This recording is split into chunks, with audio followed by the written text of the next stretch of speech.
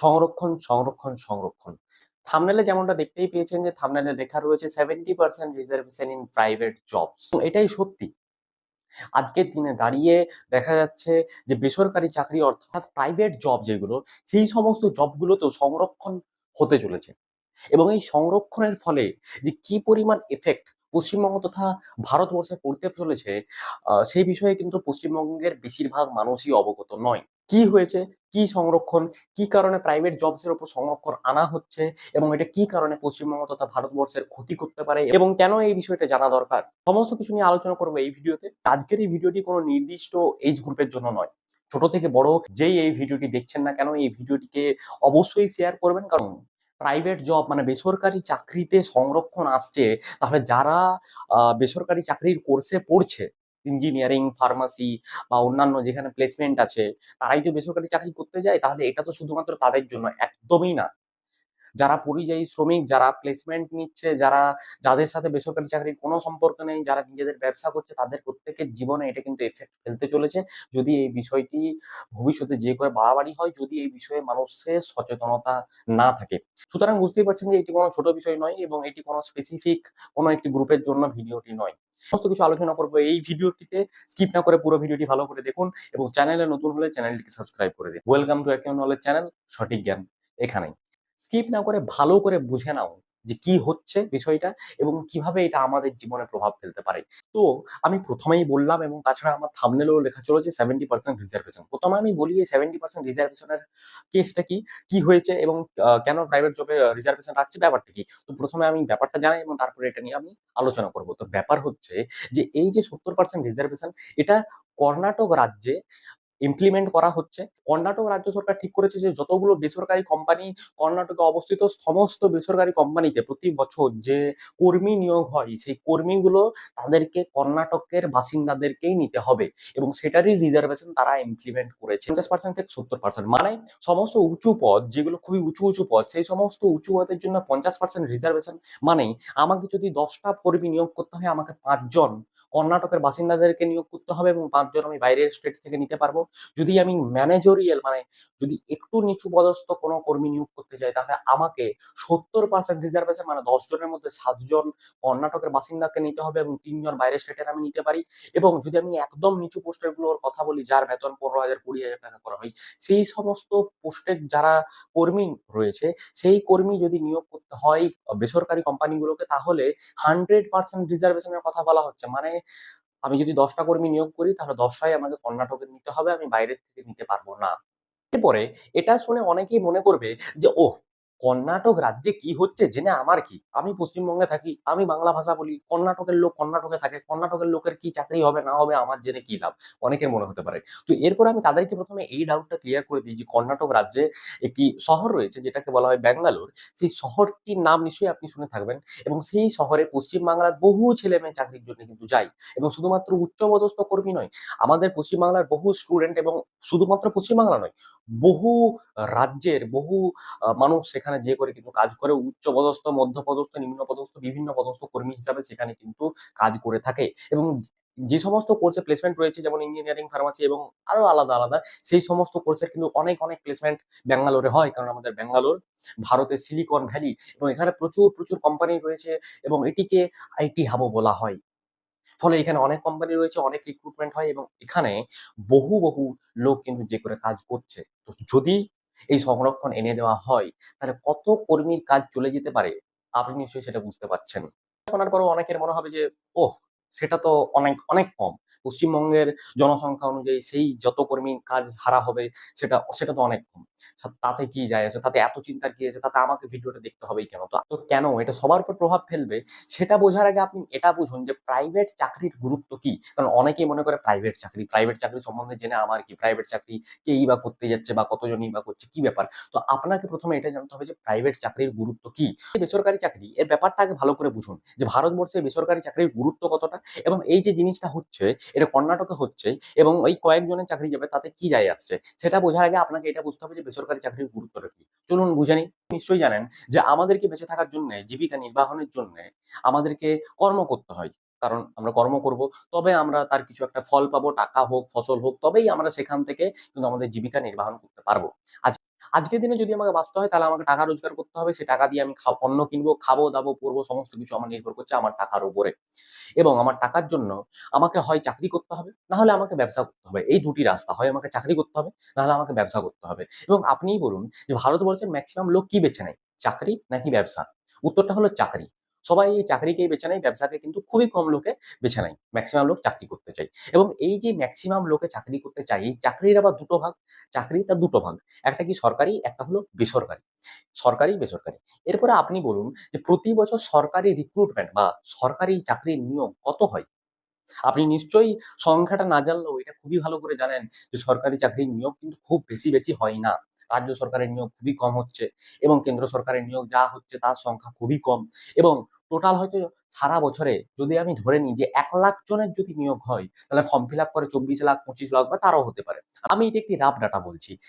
হয় এবং 25,00,000 জন যদি এপ্লাই করে, চেষ্টা করে পরীক্ষা দেওয়ার, তাহলে বাকি 24,00,000 এর কি হবে? 25,00,000 জন ফর্ম ফিল আপ করলো, 25,00,000 জন পরীক্ষা দিল, 1,00,000 জন পেলো, আর বাকি 24,00,000 জন পেলো না। তাহলে তারা কি করবে? তারা তো নিশ্চয়ই সারা জীবন বেকার হয়ে থাকবে না। বছর বছর 24,00,000 জন করে কি আর বেকার থাকে? নিশ্চয়ই থাকে না। বা সবাই কি ব্যবসা করে? করে না। এবার সরকারি চাকরি তো নিজের মতো নিয়োগ করে যাবে। সরকারি চাকরির জন্য যেরকম নিয়োগ হয় সেরকম হয়ে আসবে। কিন্তু এই যে ঘাটতি রয়ে গেল, সেই ঘাটতিটা পূরণ করবে কে? এত ছেলে যে সরকারি চাকরি পেল না, সেই ঘাটতিটা পূরণ করবে কে? তার উত্তরটা হলো বেসরকারি চাকরি। বেসরকারি চাকরি, এই যে এত বড় চাকরির ঘাটতি, সেটা কিন্তু পূরণ করবে। ভারতবর্ষে যত যত যত বেশি করে বেসরকারি কোম্পানি খুলতে থাকবে, তত বেশি করে তারা কাজ দেবে এবং এই যে ঘাটতি, এটা পূরণ করবে তারা। বহু বহু মানুষ এই বেসরকারি চাকরির উপর কিন্তু নির্ভর করে রয়েছে সরাসরি। তারা বেসরকারি চাকরি কিন্তু করছে এবং বিভিন্ন রাজ্যের মানুষ বিভিন্ন রাজ্যে গিয়ে করে কিন্তু কাজ করে। আপনি যদি পশ্চিমবঙ্গের ডাটাও দেখেন, পশ্চিমবঙ্গে প্রচুর প্রচুর পরিযায়ী শ্রমিক রয়েছে যারা বিভিন্ন রাজ্যে গিয়ে করে কাজ করে। এবং এটা শুধুমাত্র ডাটাটা হচ্ছে যারা মিডিল বা লোয়ার পোস্টে কাজ করছে, কিন্তু যারা উঁচু পোস্টে কাজ করছে তাদেরও প্লেসমেন্ট অন্যান্য রাজ্যেই হচ্ছে। নিজের রাজ্যে প্লেসমেন্ট কিন্তু খুব একটা নেই। তাহলে তাদেরকে বাইরে যে করে কাজ করতে হচ্ছে। তারা তো সরাসরি ভাবে বেসরকারি চাকরির উপর নির্ভরশীল। এবং আপনি ডাটাটা, একটা রাফ ডাটা শুনে করে বুঝতেই পারলেন যে এত বড় ঘাটতিটা পুরোটাই বেসরকারি চাকরি কিন্তু পূরণ করছে। এরপরে আপনি ভেবে দেখুন, যদি বেসরকারি চাকরি না থাকে, তাহলে এই যে বেসরকারি চাকরির ঘাটতি, সেটা কিভাবে পূরণ হবে? নিশ্চয়ই হবে না, এই ঘাটতিটা রয়ে যাবে। এরপরে আপনি ধরুন আপনি একটি দোকান করেন, কোনো একটি দোকান করেন, আপনি ধরে নিন ভুসিমাল দোকান বা কোনো একটি দোকান। এরপর আপনি ভাবছেন আপনার সাথে প্রাইভেট চাকরির সম্পর্ক কি? আজকের দিনে প্রাইভেট চাকরি থাকুক না থাকুক আপনার কি যায় আসে? তো এরপরে আপনি একটু যদি ভাবেন তাহলে আপনি বুঝতে পারবেন যদি বেসরকারি চাকরি না থাকে, তাহলে আপনি ভেবে দেখুন যে মানুষের কাছে টাকা থাকবে কিভাবে? মানুষের কাছে টাকা পয়সা থাকবে না। যদি টাকা পয়সা না থাকে তাহলে জিনিস কিনবে কিভাবে? যদি জিনিস না কিনে তাহলে আপনার লাভ হবে কিভাবে? আপনার যদি লাভ না হয় তাহলে আপনিও তাদের দলেই চলে গেলেন। আপনিও মাসের শেষে কোনো রোজগার করতে পারছেন না, তারাও রোজগার করতে পারছে না। এবং শেষে যেয়ে করে কি দেখা যাচ্ছে? বেকারত্ব, বেকারত্ব, বেকারত্ব। এবং এরকমে মানুষ খাবে কি? পড়বে কি? তার ফলে বুঝতে পারছেন কি সিচুয়েশন হতে পারে? তো কতটা ভয়াবহ সিচুয়েশন এবং এটা কতজনের পক্ষে গুরুত্বপূর্ণ? এই যে বেসরকারি চাকরি, এই বেসরকারি চাকরির উপর বুঝতে পারছেন যে বহু মানুষ তো সরাসরি নির্ভরশীল আছেই এবং বাকি বহু মানুষ রয়েছে যারা সরাসরি না হলেও পরোক্ষভাবে কিন্তু এই বেসরকারি চাকরির উপর কিন্তু নির্ভরশীল। তো আপনি কখনোই এটাকে নেগলেক্ট করবেন না যে আপনার জীবনে বেসরকারি চাকরির কিন্তু কোনো গুরুত্ব নেই। এটা এটা কিন্তু কখনোই নয়। এরপরে অনেকের মনে হবে যে কর্ণাটকে রিজার্ভেশন, তার সাথে আমার বেসরকারি চাকরির কমে যাওয়ার কি সম্পর্ক? এরপরে আসবো সেই পয়েন্টেই। মন দিয়ে পয়েন্টটিকে শুনুন এবং বুঝে নিন। এবং এখনো পর্যন্ত যদি ভিডিওটিকে লাইক না করে থাকেন, লাইকটা অবশ্যই করে দেবেন। তো এই যে কর্ণাটক রাজ্য, আমি একটু আগেই বললাম যে কর্ণাটক রাজ্য এরকম রিজার্ভেশন সিস্টেম এনেছে যে কর্ণাটকের যারা বাসিন্দা তারা এরকম করতে পারবে। তারা এই বিষয়টি নিয়ে করে একটি বিল পাস করার চেষ্টা করছে এবং সেটি প্রসেসে আছে। ঠিক আছে? হায়ার পোস্টের জন্য 50%, মিডল পোস্টের জন্য 70% এবং লোয়ার পোস্টের জন্য 100% রিজার্ভেশন ওইখানের মানুষের জন্য। ঠিক এরপরে আপনি ভেবে দেখুন, আজকে যদি কর্ণাটক এরকম করে দেয় যে বাইরের, আমি রাজ্যের স্টুডেন্টদেরকে নেব না, বাইরের লোক এসে করে আমার রাজ্যে চাকরি করতে পারবে না, বেসরকারি চাকরি, তাহলে আমাদের রাজ্য সরকার বা বিভিন্ন রাজ্য সরকার তারাও তো তাহলে বলবে, যাদের কোম্পানি রয়েছে, যে আমরাও আসতে দেবো না, আমরাও আসতে দেবো না। এবং এই ভাবনা যদি সত্যিকার সবার মনে আসে, আজকে কর্ণাটকের রাজ্য সরকারের মনে এসেছে, কালকে যদি এটা গুজরাটের মনে আসে, যদি মহারাষ্ট্রের মনে আসে, মহারাষ্ট্রের মুম্বাই, পুনে বলে দিল এখানে কোনো বাইরের লোক এসে বেসরকারি চাকরি করতে পারবে না।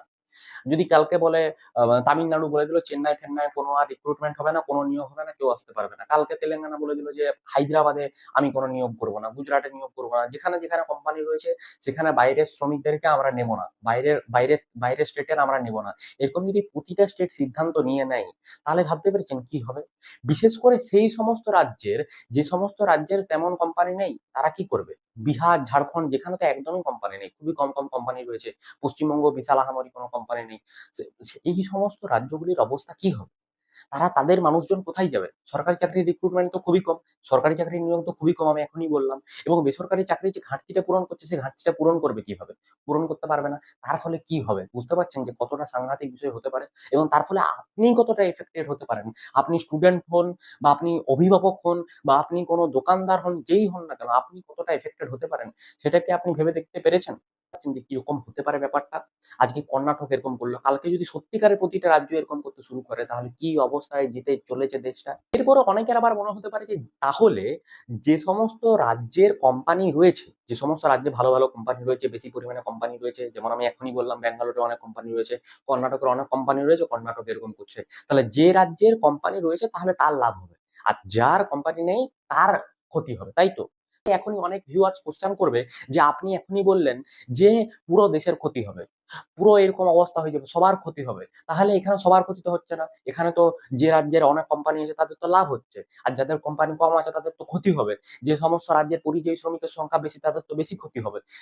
না, কারণ আপনি এতক্ষণ নিজের পয়েন্ট অফ ভিউ থেকে বুঝলেন, এরপরে আপনি একটু কোম্পানির পয়েন্ট অফ ভিউ থেকে যদি ভাবেন তাহলে আপনি বুঝুন। মনে করুন আপনার একটি দোকান রয়েছে এবং সেই দোকানে আপনি 5টি কর্মী নিয়োগ করবেন বলে ঠিক করলেন।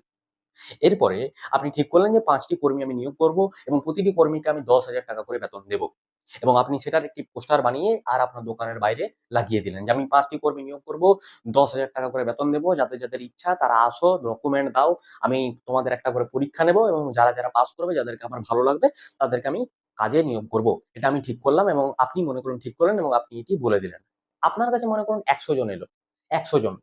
আপনি ঠিক করেছেন 10,000 টাকা করে বেতন দেবেন।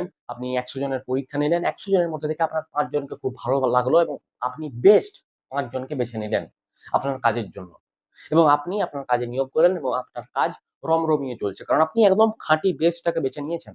10,000 টাকা বেতন দিচ্ছেন, কেন বেস্টটাকে বাঁচবেন না? আপনি বেছে নিয়েছেন। কিন্তু এখন যদি আমি আপনাকে বলি যে না, হবে না, আপনার বাছা 5 জনকে নিয়োগ করতে আপনি পারবেন না, আপনাকে 4 জন আমি দিচ্ছি, সেই 4 জনকে নিয়োগ করতে হবে হবে এবং একজন আপনি বাঁচতে পারেন, বাকি 4 জন আমি যেগুলোকে দেবো সেগুলোকে আপনাকে নিয়ে করে কাজ করতে হবে। তাহলে আপনার কেমন লাগবে? আপনি 10,000 টাকা করে বেতন দিচ্ছেন এবং আপনার ইচ্ছার কোনো দাম নেই। আপনাকে যে 4 জন আমি দেবো সেই 4 জনকে নিয়ে কাজ করতে হবে এবং একজন মাত্র আপনি বাইরে থেকে নিতে পারবেন। আর আপনি ভেবে দেখুন, আমি যে 4 জনকে আপনাকে দেবো সেই 4 জন যে ভালোই হবে তার কোনো গ্যারান্টি আছে? না। হতে পারে 2 জন ভালো, 2 জন খারাপ, হতে পারে 1 জন ভালো, 3 জন খারাপ, হতে পারে সবাই খারাপ বা হতে পারে বাই চান্স সবাই ভালো। কিন্তু সবাই ভালো হওয়াটার চান্স তো কম। কারণ আপনি আমাকে চেনেন না, জানেন না বা কোনো বিশ্বাস নেই। আমি আপনাকে জোর করছি যে 4 জনকে নিতেই হবে, তো আপনাকে বাধ্য হয়ে নিতে হবে। তো তেমন কোম্পানিরও, মনে করুন কোম্পানি এরকম 10 লাখ টাকার বেতন ঠিক করলো যে আমি 10 লাখ টাকা বেতন দেবো, আমি 10 জন স্টুডেন্টকে আমি নিয়োগ করব। এরপরে সে যখন নিয়োগ করতে যাচ্ছে সে কি করবে? 10টা ভালো ভালো স্টুডেন্টকে নিয়ে আসবে, কারণ সে 10 লক্ষ টাকা বেতন দিচ্ছে বছরে। সে ভালো ভালো স্টুডেন্ট নিয়ে আসবে, তখন যদি সরকার সেই কোম্পানিকে বলে যে না, তুমি বাইরে থেকে মাত্র 3 জনকে নিতে পারবে এবং তোমাকে 7 জন আমাদের স্টেটের থেকেই নিতে হবে, তাতে তাদেরকে তোমার পছন্দ হোক আর না হোক, তোমাকে আমাদের স্টেটের 7 জনকে নিয়ে কাজ করতেই হবে এবং 3 জন তুমি বাইরে থেকে নিতে পারো। তাহলে আপনি ভাবুন যে সেই কোম্পানিটার কি মনে হবে যে আমি 10 লক্ষ টাকা করে বেতন দেবো বছরে এবং তারপরে আমাকে বাধ্য হয়ে 7 জন আমাকে আমার এই স্টেটেরই নিতে হবে। যদি আমি ভালো না পাই এই স্টেটের 7 জন ওই পোস্টের জন্য, তাহলে আমি কেন নেব? কিন্তু সেই কথা কেউ বুঝবে না। নিতে হবে মানে নিতেই হবে।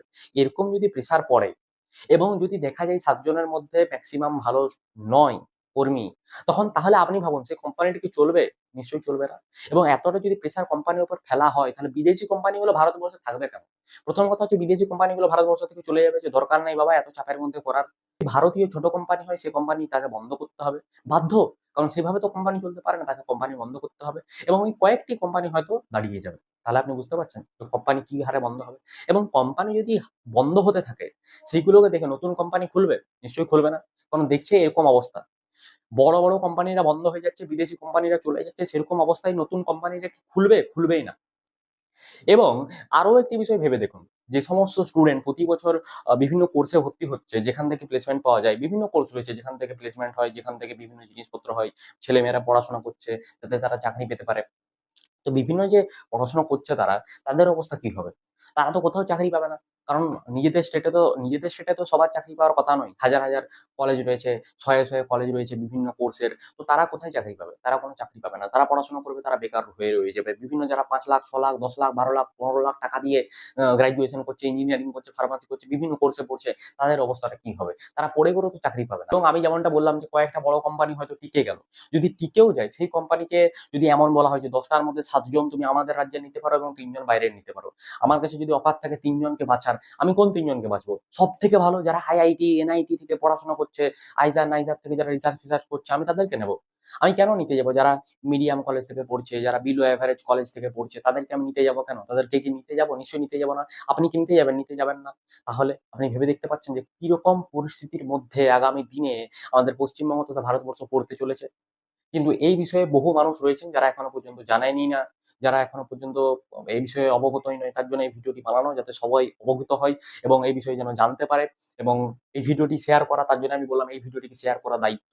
যে এজ গ্রুপেরই হোক না কেন এই ভিডিওটিকে চারিদিকে শেয়ার করতে হবে, চারিদিকে দেখাতে হবে, মানুষদেরকে জানাতে হবে যে কিরকম পরিস্থিতির মধ্যে যেতে চাইছে। তো এই ডিসিশন কর্ণাটকা নিয়েছে এবং এই ডিসিশন নেওয়ার পরে তারা বিল পাস করছে। এটা অন প্রসেস রয়েছে। এখনো পর্যন্ত পুরোপুরিভাবে ইমপ্লিমেন্ট হয়নি, মানে এখনো পর্যন্ত এটা লাগু হয়নি। এটি পাস করবে এবং এটি এখনো পর্যন্ত কিন্তু প্রসেসে রয়েছে। এটি এখনো পর্যন্ত বহু মানুষের কাছে পৌঁছেছে এবং বহু মানুষ এটিকে ভালো চোখে দেখেছে, খারাপ চোখে দেখেছে, বহু অসুবিধা ডিসক্রাইব করেছে এবং এটি শোনার পরে আমার যে অসুবিধাগুলো মনে হয়েছে, যেগুলো একদম বেসিক অসুবিধা, সেগুলো নিয়ে করে আমি এই ভিডিওতে আলোচনা করেছি এবং এই ভিডিওটি আমি এই জন্যই বললাম চারিদিকে শেয়ার করার জন্য। যদি এখনো পর্যন্ত কেউ না করো তাহলে করে দাও, কারণ চারিদিকে শেয়ার করে দাও, বিভিন্ন এজ গ্রুপ, বিভিন্ন মানুষের কাছে এটা পৌঁছে দাও যাতে প্রত্যেকে ভিডিওটি দেখতে পাই এবং ভিডিওটি যদি ভালো লেগে থাকে লাইক অবশ্যই করে দাও। কমেন্টে দুটো জিনিস লিখতে ভুলবে না যে এই জিনিসটা তুমি আগে থেকে জানতে কি জানতে না, এটা একটা, এবং দ্বিতীয় হচ্ছে এই জিনিসটা শুনে তোমার কি মনে হলো, এই জিনিসটা হওয়া উচিত নাকি উচিত না, তোমার ওপিনিয়ন কি সেটা কমেন্টে অবশ্যই জানাবে এবং থ্যাংকস ফর ওয়াচিং।